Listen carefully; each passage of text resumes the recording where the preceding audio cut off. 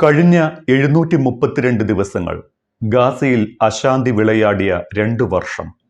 ചുരുങ്ങിയതും എന്നാൽ ദൈർഘ്യമേറിയതുമായ ഈ ദിവസങ്ങൾക്ക് ശേഷം ഗാസ ഇന്ന് ശാന്തമായി ശ്വസിക്കുകയാണ്.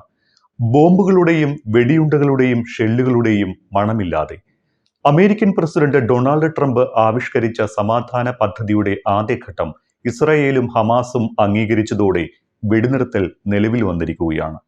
തന്റെ സമാധാന ദൗത്യം വിജയം കണ്ടുവെന്നും ഇസ്രയേലും ഹമാസും കരാർ അംഗീകരിച്ചുവെന്നും ആദ്യം പ്രഖ്യാപിച്ചതും ഡൊണാൾഡ് ട്രംപ് ആയിരുന്നു. ഗാസയിൽ സമാധാനം പുനഃസ്ഥാപിക്കുന്നത് ആദ്യം പ്രഖ്യാപിക്കാനും ക്രെഡിറ്റ് കൈക്കലാക്കാനും ട്രംപും വൈറ്റ് ഹൗസും നിതാന്ത ജാഗ്രത പുലർത്തിയിരുന്നുവെന്ന് വേണം കരുതാൻ. ഇതുമായി ബന്ധപ്പെട്ട ഒരു ചിത്രമാണ് ഇപ്പോൾ സോഷ്യൽ മീഡിയ ഭരിക്കുന്നത്. അമേരിക്കൻ വിദേശകാര്യ സെക്രട്ടറി ട്രംപിന്റെ ചെവിയിൽ ഒരു രഹസ്യം ഓതിക്കൊടുക്കുന്നതാണ് ചിത്രം.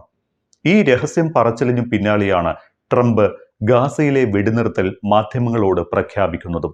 അതിനർത്ഥം കെയ്റോയിൽ നടക്കുന്ന ചർച്ചയുടെ വിവരങ്ങൾ അപ്പപ്പോൾ റൂബിയോയ്ക്ക് ലഭിക്കുന്നുണ്ട് എന്നാണ്. അങ്ങനെ സമാധാന പദ്ധതിയുടെ ആദ്യഘട്ടം അംഗീകരിച്ച വിവരം തത്സമയം അറിയുകയും അക്കാര്യം റൂബിയോ ട്രംപിനോട് പറയുന്നതുമാണ് ആ വൈറൽ ചിത്രത്തിൽ.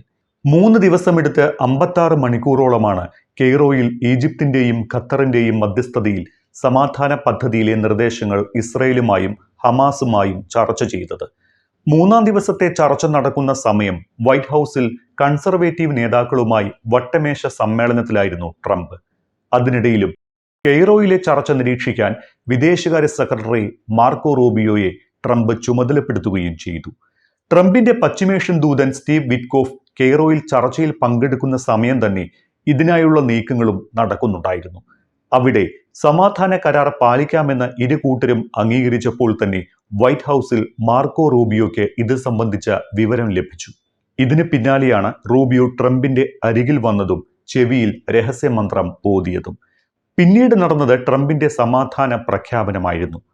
വട്ടമേശ സമ്മേളനത്തിനിടെ ട്രംപിന് അരികിലെത്തിയ മാർക്കോ റൂബിയോ ട്രംപിനോട് ഒരു കാര്യം പറയാനുണ്ട് എന്നും മാധ്യമങ്ങൾ പോയതിനു ശേഷമേ ഇത് പറയാനാകൂവെന്നും അറിയിച്ചു. തുടർന്ന് ട്രംപിന്റെ അരികിലെത്തി കാതിൽ രഹസ്യം പറയുകയും ഒരു കുറിപ്പ് കൈമാറുകയുമാണ് ഉണ്ടായത്. ഇതിനു പിന്നാലെയാണ് ഞങ്ങൾ പശ്ചിമേഷ്യയിൽ സമാധാനം പുനഃസ്ഥാപിക്കാൻ പോകുന്നുവെന്ന് ട്രംപ് പ്രഖ്യാപിച്ചത്. ട്രംപിന്റെ പ്രഖ്യാപനം കഴിഞ്ഞും ഇസ്രായേൽ സർക്കാരിന്റെ അനുമതിയും ഇസ്രായേൽ സുരക്ഷാ മന്ത്രിസഭയും പദ്ധതി അംഗീകരിച്ച ശേഷമാണ് സമാധാന പദ്ധതി നിലവിൽ വന്നത്. ഇസ്രായേൽ മന്ത്രിസഭ പദ്ധതി അംഗീകരിച്ചതോടെ ഗാസയിൽ വെടിനിർത്തൽ പ്രാബല്യത്തിലായി. സൈനിക പിന്മാറ്റവും ആരംഭിച്ചു. ഇതോടെ ഗാസയിലേക്ക് 732 ദിവസങ്ങൾക്ക് ശേഷം ആഭ്യന്തര പലായനത്തിന് ഇരയായവരുടെ മടക്കയാത്രയും തുടങ്ങി. മാസങ്ങളായി സ്വന്തം നാടും വീടും മണ്ണും വിട്ട് തെക്കൻ ഗാസയിലേക്ക് പലായനം ചെയ്തവർ ജന്മഭൂമിയിലേക്ക് മടങ്ങിയെത്തിക്കൊണ്ടിരിക്കുകയാണ്. വടക്കൻ ഗാസയിലേക്ക് ആളുകൾ കൂട്ടത്തോടെ നടന്നു പോകുന്ന ദൃശ്യങ്ങൾ ഇതിനോടകം പല മാധ്യമങ്ങളിലൂടെയും പുറത്തു വന്നിട്ടുണ്ട്. കെയ്റോയിൽ നടന്ന ചർച്ചകളിൽ പറഞ്ഞതു പ്രകാരം ബന്ദിമോചനം അടുത്ത മണിക്കൂറുകളിൽ നടക്കും. ബന്ദിമോചനത്തിന് വഴിയൊരുക്കാനായി സമ്മതിച്ച ദൂരപരിധിയിലേക്ക് ഇസ്രായേൽ സൈന്യം പിൻവാങ്ങണമെന്നാണ് കരാറിലെ സുപ്രധാന വ്യവസ്ഥ. ഇതോടെ ആക്രമണം നിർത്തിവെക്കും. പൂർണ്ണമായ സൈനിക പിന്മാറ്റത്തിന് കളമൊരുങ്ങും വരെ ഈ സ്ഥിതി തുടരുകയും ചെയ്യും. കരാർ നടപ്പായാൽ ഗാസയിലേക്ക് പൂർണ്ണതോതിൽ മാനുഷിക സഹായം അനുവദിക്കും. ഹമാസിന്റെയോ ഇസ്രായേലിന്റെയോ ഇടപെടലില്ലാതെ UN-നും ഏജൻസികൾക്കും റെഡ് ക്രസന്റിനും മാത്രമാകും സഹായ വിതരണ ചുമതല എന്നും കരാർ വ്യവസ്ഥ ചെയ്യുന്നു. ഹമാസ് ബന്ദികളാക്കിയ 20 ഇസ്രായേൽ പൗരന്മാരെ തിങ്കളാഴ്ചയോടെ മോചിപ്പിച്ചേക്കും. ഇതിന് പിന്നാലെ ദീർഘകാലമായി ഇസ്രായേൽ തടവറയിലുള്ള 250 പലസ്തീനികളെയും വിട്ടു നൽകാൻ ധാരണയായിട്ടുണ്ട്. മോചിപ്പിക്കേണ്ടവരുടെ പട്ടികയും പ്രസിദ്ധീകരിച്ചു. ഇക്കൂട്ടത്തിൽ മർവാൻ ബർഗൂദി ഉൾപ്പെടെയുള്ള നേതാക്കൾ ഉൾപ്പെട്ടിട്ടില്ല.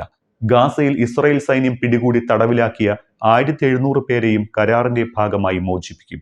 അഭയാർത്ഥികൾ മടക്കയാത്ര ആരംഭിച്ചതിന് ശേഷവും മേഖലയിൽ ഇപ്പോഴും ഇസ്രായേൽ സൈന്യം റോന്തു ചുറ്റുന്നതായി റിപ്പോർട്ടുകളുണ്ട്. അതിനിടെ കരാർ പ്രകാരമുള്ള വ്യവസ്ഥകൾ സമയബന്ധിതമായി അനുസരിച്ചില്ല എങ്കിൽ ഇസ്രായേൽ വീണ്ടും യുദ്ധത്തിലേക്ക് മടങ്ങുമെന്ന് പ്രധാനമന്ത്രി ബെഞ്ചമിൻ നെതന്യാഹു ഭീഷണി മുഴക്കി. തങ്ങളുടെ കഴുത്തിൽ വാൾ മുറുകുന്നു എന്ന് തോന്നിയപ്പോൾ മാത്രമാണ് ഹമാസ് കരാറിന് സമ്മതിച്ചത്. അത് ഇപ്പോഴും അവരുടെ കഴുത്തിലുണ്ട്. നെതന്യാഹുവിന്റെ മുന്നറിയിപ്പ് ഇങ്ങനെയായിരുന്നു: നിലവിലെ ഘട്ടത്തിൽ തങ്ങൾ ബന്ദികളെ മോചിപ്പിക്കുന്നതിലാണ് ശ്രദ്ധ കേന്ദ്രീകരിക്കുന്നത് എന്നും അദ്ദേഹം വ്യക്തമാക്കി. ഗാസയിൽ US മുന്നോട്ട് വെച്ച സമാധാന പദ്ധതിയുടെ ഭാഗമായി വെടിനിർത്തൽ പ്രാബല്യത്തിൽ വന്നതായി ഇസ്രായേൽ പ്രതിരോധ സേനയും അറിയിച്ചിട്ടുണ്ട്.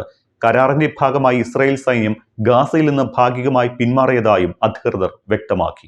ഇതോടെ ഹമാസ് തങ്ങളുടെ കൈവശമുള്ള ബന്ദികളെ മോചിപ്പിക്കേണ്ട 72 മണിക്കൂർ കൗണ്ട് ഡൗണിന് തുടക്കമാകുകയും ചെയ്തു. ചിലയിടങ്ങളിൽ പീരങ്കി ആക്രമണങ്ങളുടെയും വ്യോമാക്രമണങ്ങളുടെയും മറവിലാണ് പിൻവാങ്ങൽ നടന്നത് എന്നാണ് ഇസ്രായേൽ അധികൃതർ പറയുന്നത്.